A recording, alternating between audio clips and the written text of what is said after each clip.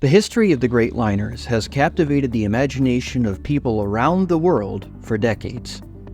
Names like Titanic, Lusitania, and so many others instantly arrest the attention of people from all age groups and backgrounds. Now we're embarking on an exciting new chapter in our work to preserve the history of those ships and to make it available for enthusiasts everywhere. Welcome to the all-new Steam and Splendor Network.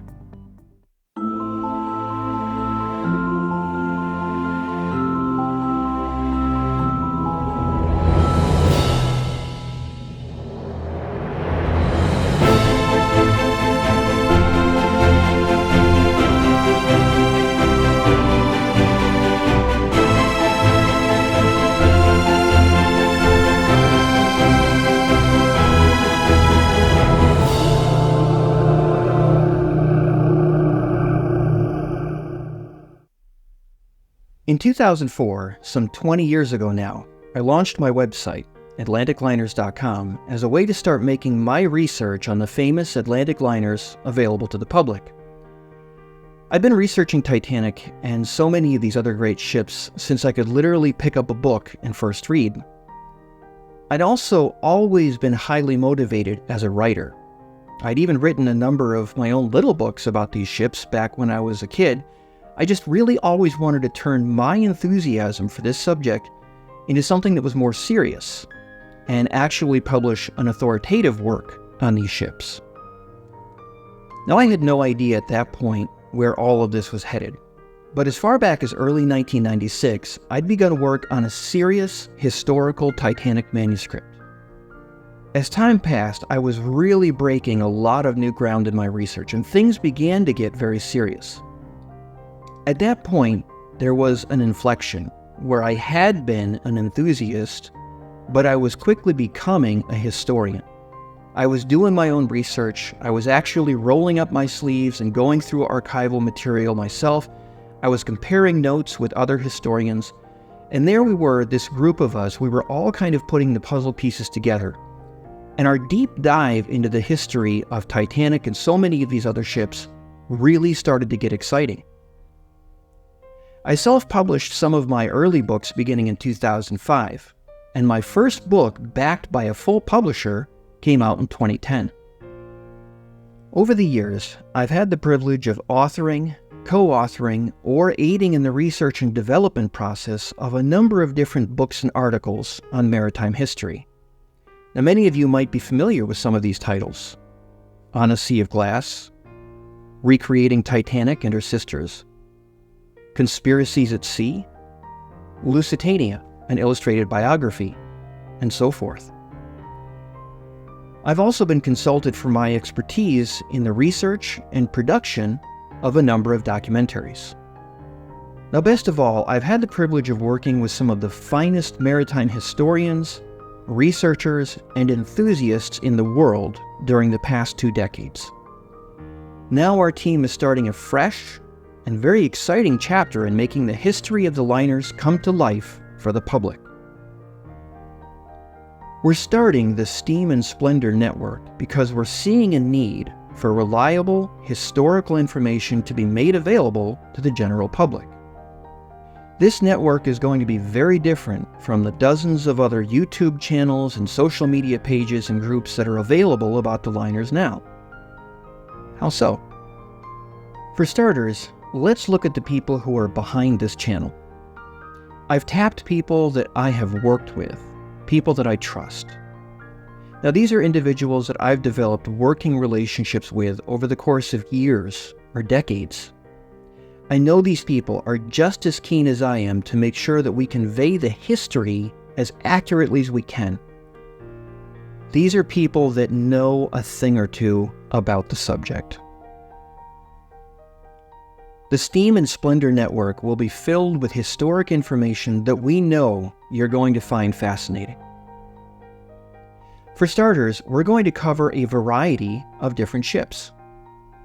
Of course, Titanic is going to be the primary focus of our endeavors, but it's not going to be our sole operation.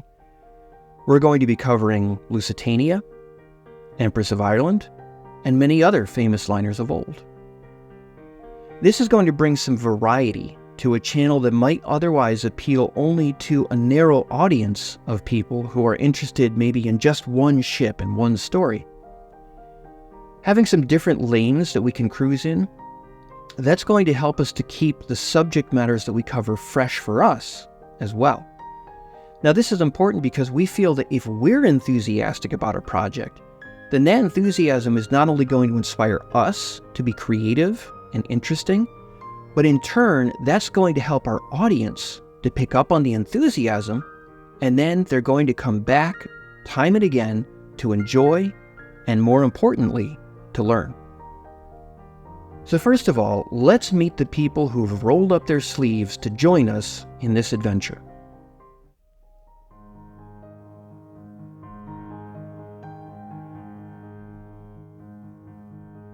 Hello, I'm Tad Fish.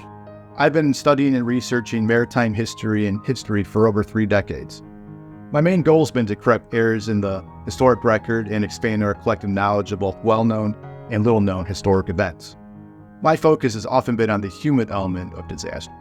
However, I really strongly feel that the only way to get to the true story and the full story of what's happened with historical events is to also understand the technical and forensic aspects of it and combine those together so you have a well-rounded picture of the history. I've co-authored a number of research articles, a member of Titanic International Society, Titanic Historical Society. I've published articles in those journals and online. And I've also co-authored a number of different books, some of which include Odyssey of Glass, Recreating Titanic and Her Sisters, The Unseen Aquitania, Into the Danger Zone, and the 2-volume set Lusitania, an illustrated biography. I'm really looking forward to working with our team in order to produce high-quality documentaries. I can't wait to share our research with all of our viewers and subscribers. Our number one goal is to provide accurate and engaging content, honoring the past and preserving history for future generations in the process.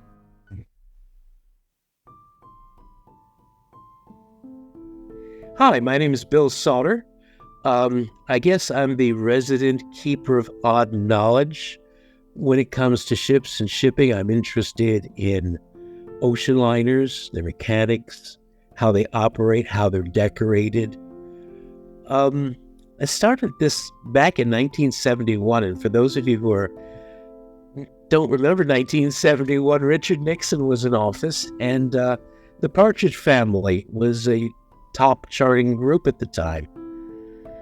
I kind of came into ships sideways. When I was a boy, I was interested in the usual things like planes and trains and automobiles, but when I started getting into middle school, I started gravitating towards ships. They fascinated me, and especially the concept that these were cities that had gone to sea. While I'm best known for my work technically, I'm really very interested in anything that has a process or a technique. So while I'm very conversant with desalinizing seawater, I'm also interested in cooking. How do you prepare 10,000 meals a day for a cross-section of society, some of which have very simple needs in the dining room, and many who have very exquisite tastes and have to be catered to a T, or they will not be happy. How do you do that? How do you get a ship into and out of harbor safely, reliably? What sort of participation with other industries are necessary to create a ship? Other professions? What's the difference between an architect and a naval architect? What's the difference between an architect and just an interior decorator? How does this all fit together with Titanic? What does it mean to the ship? And what does the ship mean in the context of the time? I mean, the ship isn't just built for no particular reasons. It's built for a specific purpose by people to do a specific thing, and most important, to meet the expectations of the people that she'll service. What are those expectations? If you arrived on Titanic in 1912 in first class, you step on board, and what do you expect? those expectations in 1912 color how the ship was designed and built, but they differ substantially from how we would think it should be. Because keep in mind, 1912, the world of 1912 is deep in the rearview mirror. It's very difficult for us to look back on 1912 and see it the way they saw it. For instance, in third class, you only had 2 bathtubs. That's now pretty much a famous story. And there's a tendency to assume the worst. They treated them like, peasants, and they didn't want to spend the money on the bathtubs. And that really wasn't the case. Third class generally came from a strata in society that did not take baths frequently. And there were 2 or 3 reasons for it. Part of it was they believed that it gave you lung disease. And so to take a bath was to be associated with illness.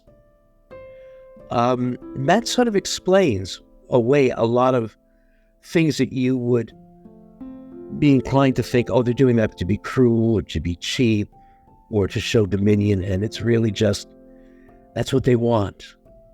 The same thing comes up with the third class menus. People very often say, well, why didn't they give them foie gras?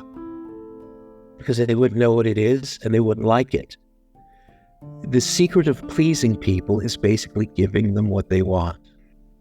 So I think what our overarching goal here is to sort of present the way things were. All of us are seasoned experts here. None of us just woke up this morning and said, I'm going to do this.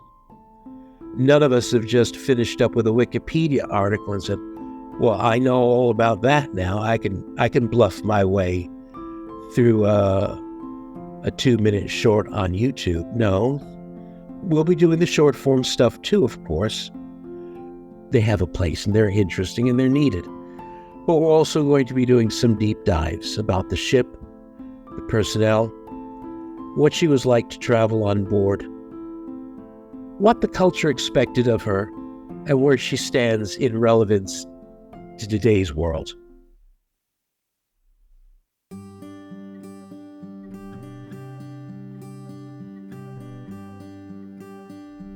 Hello, I'm Tom Linsky, owner of HFX Studios and the YouTube channel Part-Time Explorer. I've been studying maritime history for 2 decades now, ranging from the great ocean liners that we all know to the lesser-known vessels. We live in a wonderful time, with so much knowledge and information available for anybody who knows how to find it, and ready-made platforms for people who want to take that information and share it with an audience.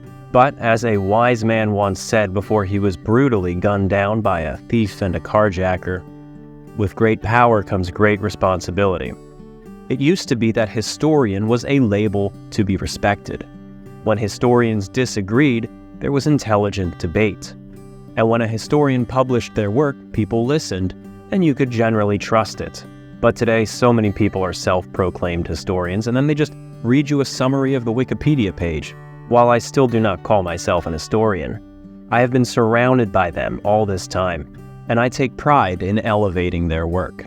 I want this network to be a label that can be trusted, putting the historians at the forefront and sharing our research transparently, so that you can verify it.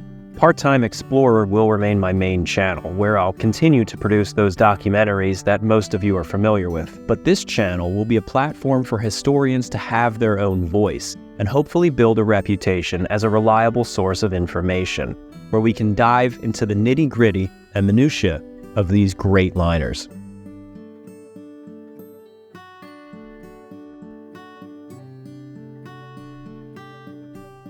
Hi there, I'm Amos Mayhew from HFX Studios. This channel here, Steam Splendor, I will be the editor for. We have entered an age where YouTube content is more important than ever. This is the way that the vast majority of us get our information. It is how we keep up with news, with historical events of our interests, hobbies, etc. So this channel is something that we're going to try and aim to scratch your itch on the history of ocean liners. There is a growing issue on YouTube, as well as in the ocean liner community, of malicious actors who are claiming to be teaching the history of these liners, but they're really just in it for the money, as well as claiming to be historians when they have no credentials whatsoever and are releasing research that really has no grounds or truth to it at all. There's a lot of stuff that we'll be talking about on this channel, for example, especially around Titanic, that there's been new stuff that has been published that will be slowly chipped away at as Kent and Bill and Tad release some of the information they've dug up and have been working on over the past couple of years. The other topic I want to talk about today is the topic of what it means to be a historian. I myself am not a historian. I am a college student. I go to SNHU online.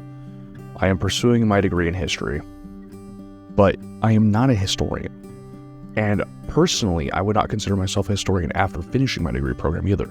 There is a level of research, time, dedication that you have to put into your work before you should be considered a historian. The other thing is, the term historian is not a mantle you can place upon your own head. This is something that can only be given to you. When you have other historians looking at your work going, oh, okay, this is something new, this is something different, this has changed our opinions, our thoughts, that is when you are beginning to become a true historian. When you have evidence, you can back up your statements with evidence. There is a vast difference between enthusiasts, researchers, and historians. Each one is its own stage along the line to becoming a historian at the ultimate end. But the vast majority of enthusiasts will never reach the end. I would consider myself a researcher, not a historian, a researcher. Just barely above enthusiast.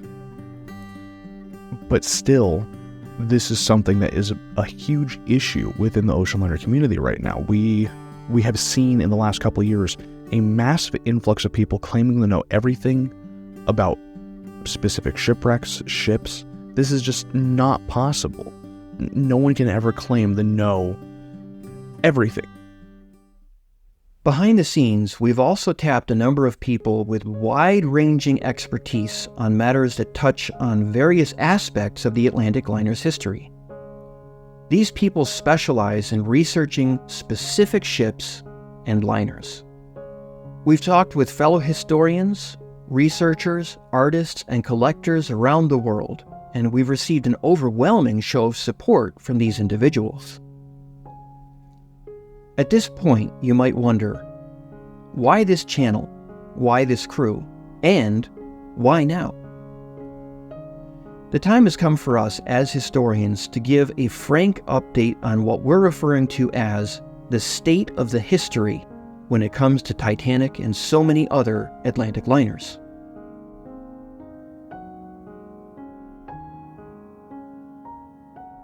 In simple terms, the state of Atlantic liners history, and especially about the Titanic disaster, but really all of the old liners in general, is at an all-time low. Some people might say, why is this the case when we're in the information age? So many archives have been digitized, so many more sources are available online. Why is this impacting in a negative way the state of the history? Well, we're going to look at several problems and challenges that we're facing as historians, and the challenges that enthusiasts who are looking for the best information are also facing.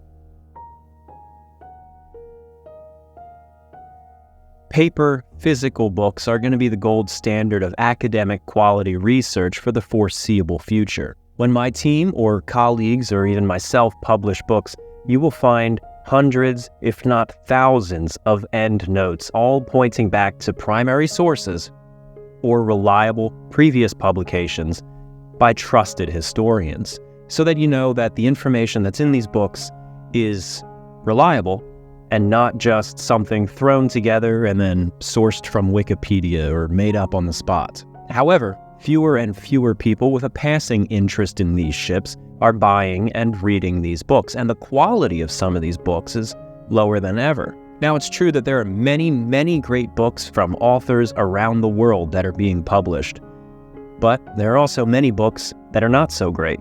There's many authors that make a mistake.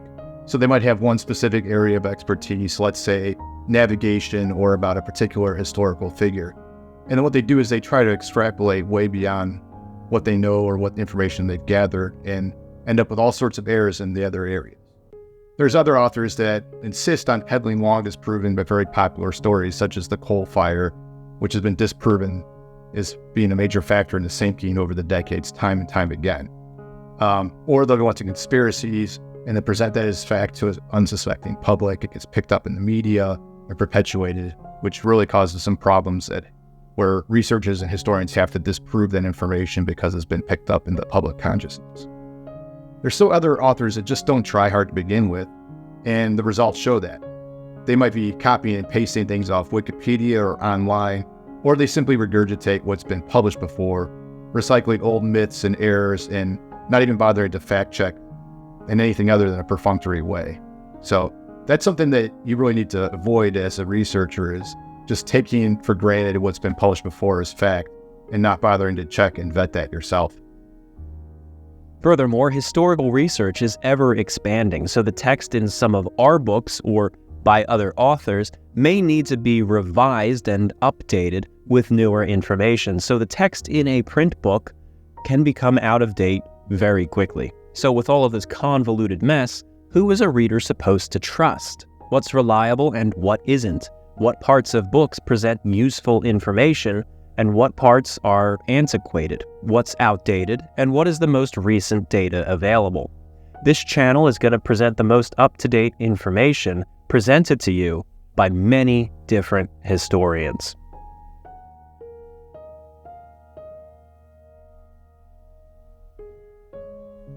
Let's look at another area people often turn to for information. More and more people these days are turning to the internet, social media, and even YouTube for easy answers to their questions about anything and everything. However, frankly, the internet is a cesspool of misinformation on this subject. Now let's break down what we mean with that blanket statement. We'll start with social media. Many well-meaning eager enthusiasts have created hundreds of pages or groups on social media platforms where liner-related information can be shared. All too often, however, this devolves into chaos. Misinformed people who think they know more than they actually do often will make posts that are absolutely filled with errors. However, to the individual with a passing interest, they'll glance at these posts. The posts seem to be authoritative. They don't question it, and then they'll walk away with a newly discovered but thoroughly incorrect gem that they often pass on to others. Moreover, when people who actually know the facts chime in, the comments frequently devolve into bickering over opinions rather than a presentation of facts. When an innocent enthusiast asks a question on a hot-button topic, frequently they're besieged with nonsense. The answers are frequently rather nasty, and all of these are frequently given by people who think that they know what they're talking about, but sadly, really don't. One of the things that's an endless headache for researchers is that if you join in a conversation, whether it's on a message board or a Facebook group, you have people that are casual enthusiasts or just casually interested in the topic, and there might be some inaccurate information. And when you post accurate information, or this is what the actual person said, or this is what the facts show, what they'll tell you is, oh, that doesn't matter, who cares, I read this online, so you're wrong. One of my favorites is, well, you weren't there, so how do you know for sure? And that basically means I'll keep my facts I prefer and don't try to mix me up with all of your research. Now, some of these pages seem to be running AI-generated content, and that's often grossly inaccurate. Even some of the flesh and blood people who are behind some of these groups and pages can be unsavory characters who often steal other people's intellectual property and either claim it as their own or share it without credit. Now in this, we're not talking about old photos that are long since out of copyright and are held in private collections. The right clickers that we've been dealing with, they're bad enough. But what we're talking about here are repeat offenders who steal other people's liner-related artwork and then post it to massive audiences without any credit. And of course, many of the facts that they present in their posts are really just gibberish. All of this leaves social media a very dubious place for people to find reliable information on the history of the liners. I think one of the bigger challenges that we're facing is the influx of bad stories, bad research. And so there's a slackening, a lowering of standards. Because it's not a question of is it right or is it wrong, or is it education or is it infotainment. The only question is whether or not will we get eyeballs? Will we get clicks? Will we sell units? Will we make enough money to make this worthwhile? And anything else that happens after that, well, if it's right, it's right. If it's not, well, we're not presenting as the absolute truth. It's just our opinion. And that's another reason why I think we're starting this channel, is with the advent of the internet, you have an enormous amount of information that's available just at your fingertips. But the problem is there's no discerning. Are you looking at facts? Are you looking at mythology? Are you looking at basically clickbait? There's a lot of stuff, especially with the advent of AI, which purports to be the true story of the Titanic, and it's just warmed over nonsense.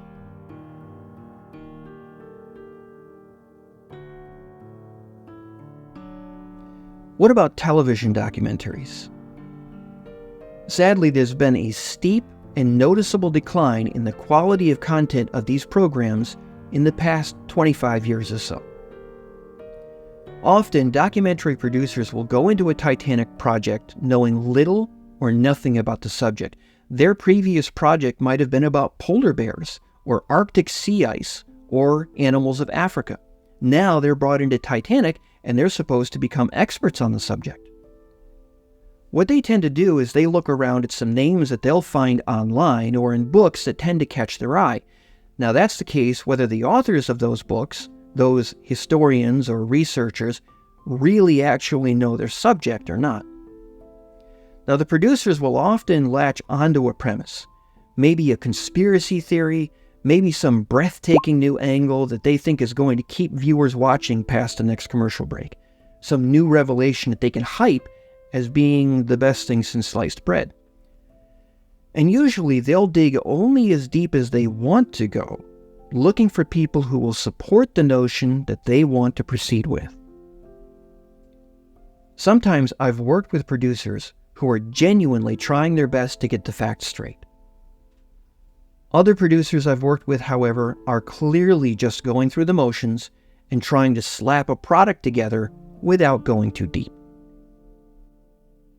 It's important to note that there's a lot of good quality documentaries out there that have been made over the years. However, many of these shows are developed under tight non-disclosure agreements.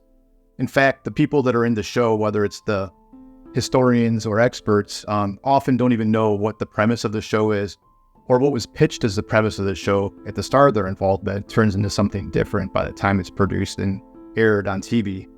And then what ends up happening is sometimes it's something that's really good, and sometimes it's something that ends up being basically nonsense. So a lot of researchers are leery of getting burned again in another documentary project.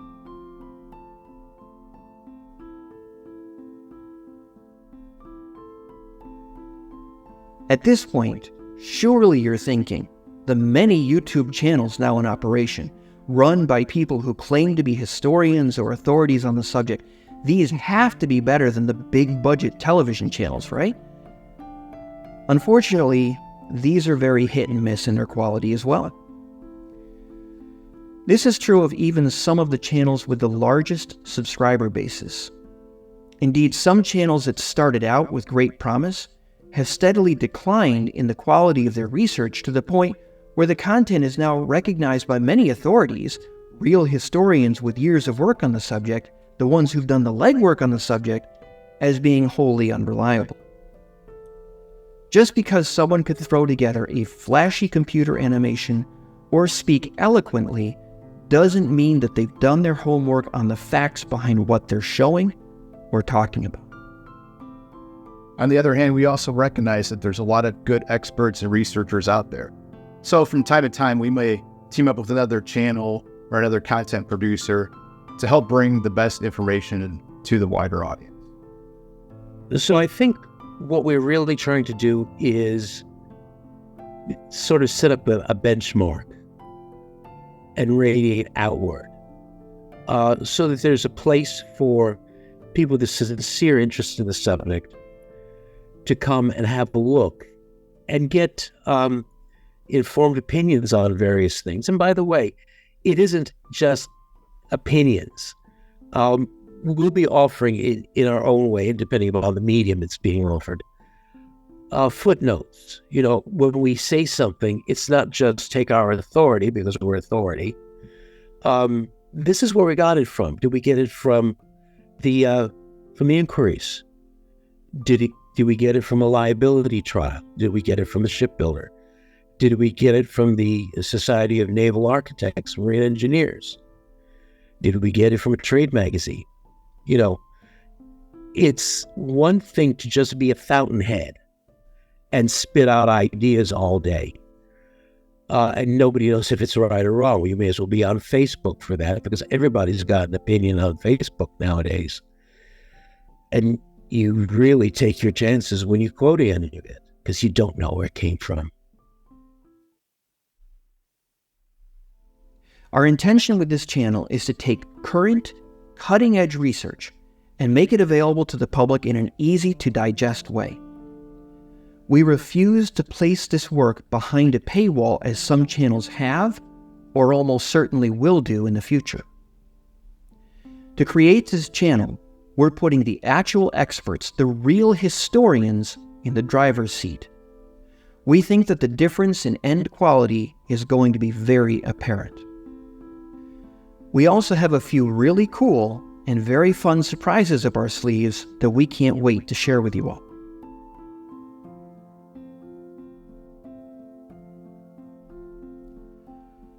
At this point, you might be saying to yourself, well, videos are fine, but what if I want to listen to Steam and Splendor content while I'm on the road, while I'm traveling, or while I'm in areas where I don't have a lot of bandwidth? No worries, because what we're going to do is we're going to simultaneously produce a podcast that'll make that content available for you on the go. Now, some of that content is going to be the same or emphasize some of the things that we go into on the actual channel in our videos. And there will also be some exclusive content on this podcast. So it's not going to be one-to-one. It's going to supplement what we're doing on the video channel and actually provide additional experience and additional content that you'll not want to miss. In short, you're going to be able to seamlessly transition back and forth between our videos and our podcasts, no matter where you are.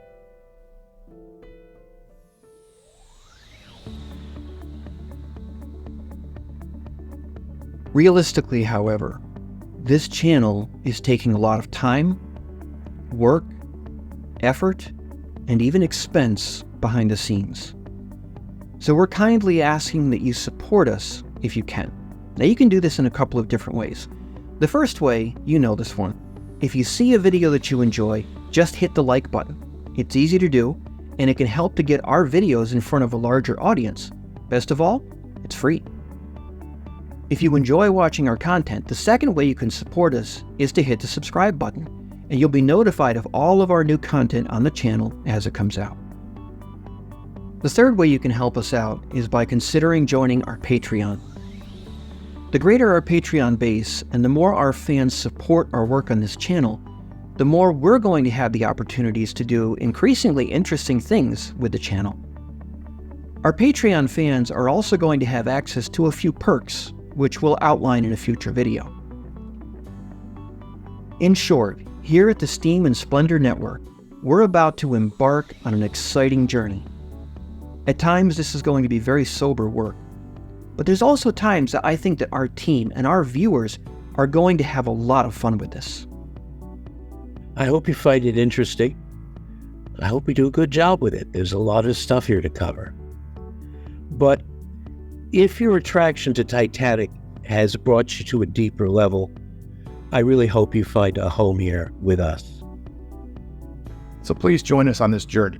We hope that our work inspires, educates, and entertains, and that, most importantly of all, that it helps preserve the memory of the great liners in a way that honors the memory of those who lived and sometimes died aboard these ships. Welcome aboard.